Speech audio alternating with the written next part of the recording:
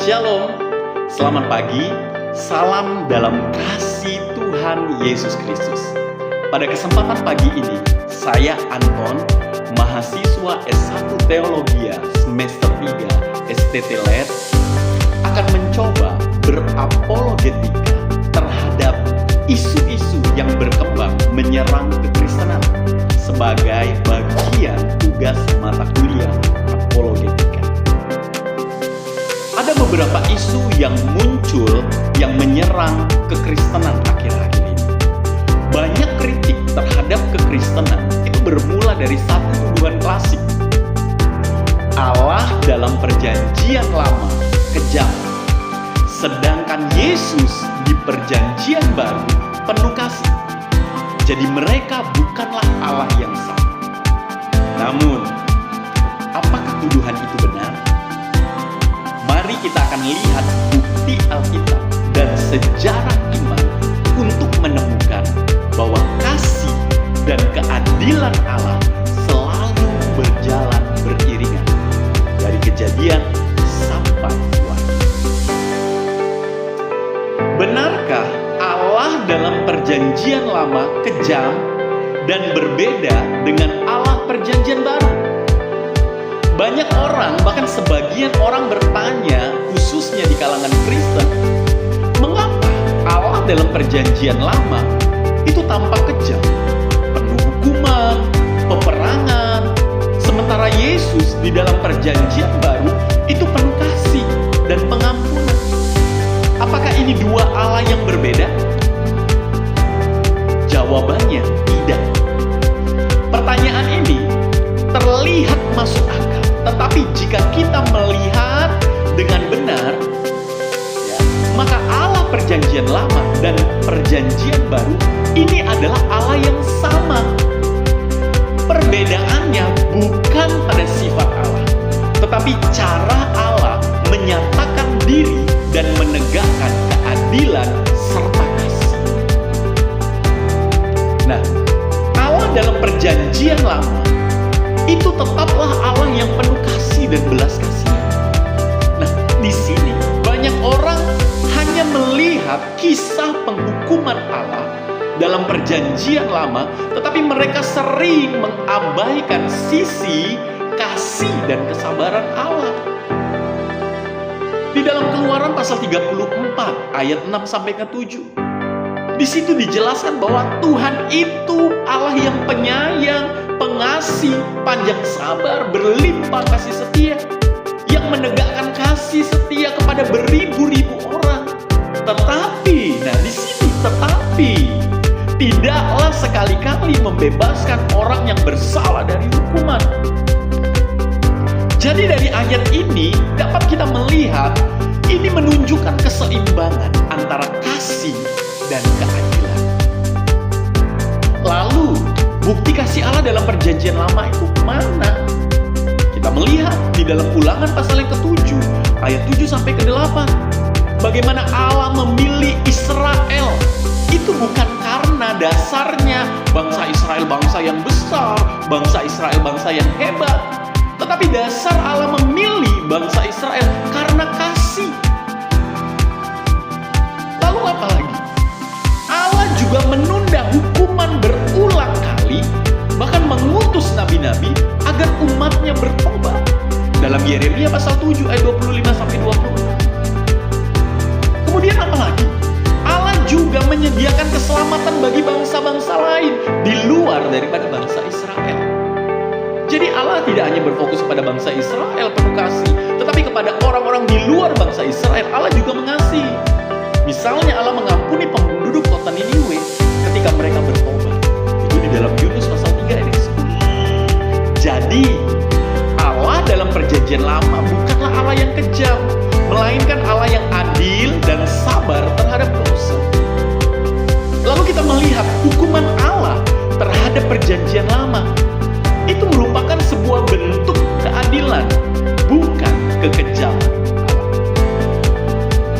Ketika Allah menghukum, itu bukan karena ia kejam, tetapi karena ia benar dan kudus.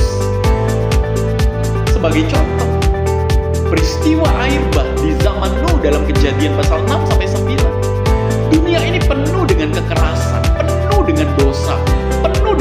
kejahatan yang begitu luar biasa. Bayangkan saudara, jika Allah membiarkannya, maka dunia ini akan hancur tanpa moral.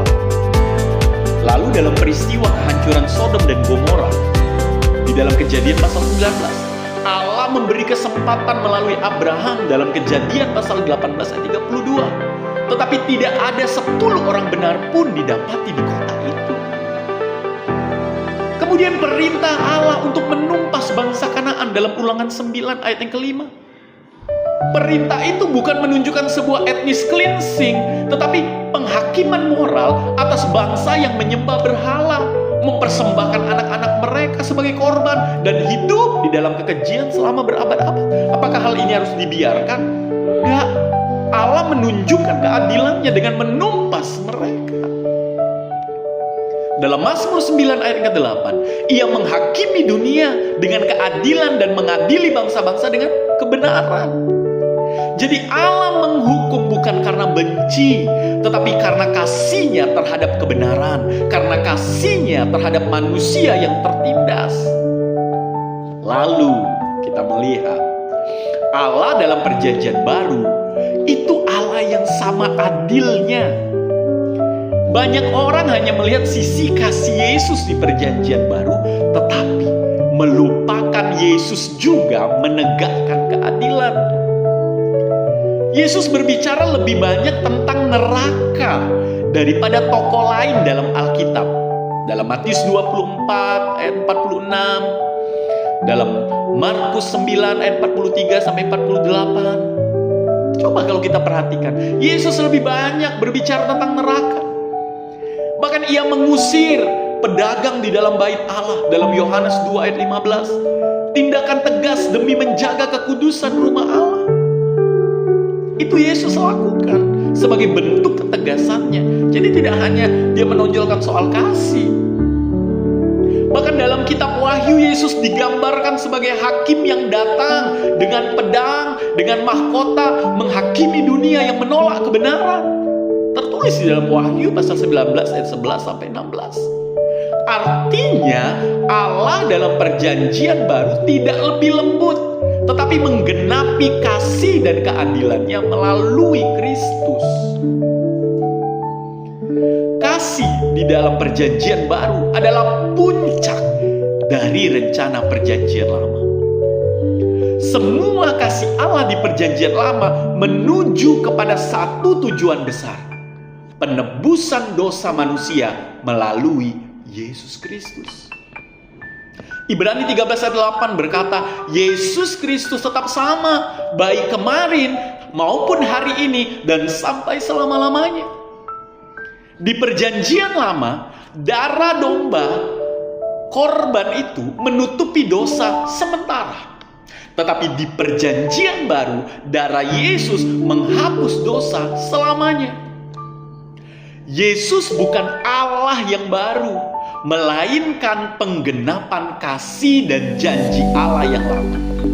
Yang dulu dihukum karena dosa, kini diselamatkan karena pengampunan di dalam Kristus. Jadi saudara, bukan Allah yang berubah, tetapi cara Allah menyatakan kasih dan keadilannya melalui perjanjian yang baru. Allah menunjukkan kedisiplinannya, tujuannya untuk mendidik umat tentang kekudusan. Allah menyelamatkan umat melalui kasih. Jadi jelas ya, Allahnya sama, hanya cara penyataannya yang berbeda. Dalam perjanjian lama, Allah menunjukkan kekudusan dan keadilannya. Dalam perjanjian baru, Allah menunjukkan kasih dan pengampunannya. Jadi keduanya ini saling melengkapi, bukan bertentangan. Jadi tuduhan bahwa Allah perjanjian lama kejam, sementara Allah perjanjian baru penuh kasih dan pengampunan, itu adalah kesalahpahaman. Dua perjanjian itu bercerita tentang Allah yang sama, yaitu Allah yang kudus, adil, dan penuh kasih. Kasih sejati tidak mungkin tanpa keadilan. Keadilan sejati itu tidak mungkin tanpa kasih. dan keduanya bertemu di salib Kristus, di mana Allah yang adil menghukum dosa dan Allah yang penuh kasih menebus manusia. Roma 5 ayat 8 katakan, akan tetapi Allah menunjukkan kasih-Nya kepada kita oleh karena Kristus telah mati untuk kita ketika kita masih berdosa. Allah yang tampak keras di perjanjian lama adalah Allah yang sama yang rela mati bagimu di perjanjian baru. Jadi kesimpulannya, kasih tanpa keadilan akan menghasilkan kekacauan. Keadilan tanpa kasih akan menghasilkan keputusasaan. Tetapi di dalam Yesus Kristus, keduanya menyatu sempurna. Demikianlah yang dapat saya jelaskan. Kiranya dapat membantu saudara-saudara terkasih untuk memahami dan mempertahankan kepercayaan dalam iman kekristenan, sehingga dapat memberi jawab terhadap serangan-serangan terhadap iman kekristenan. Terima kasih, Tuhan Yesus memberkati.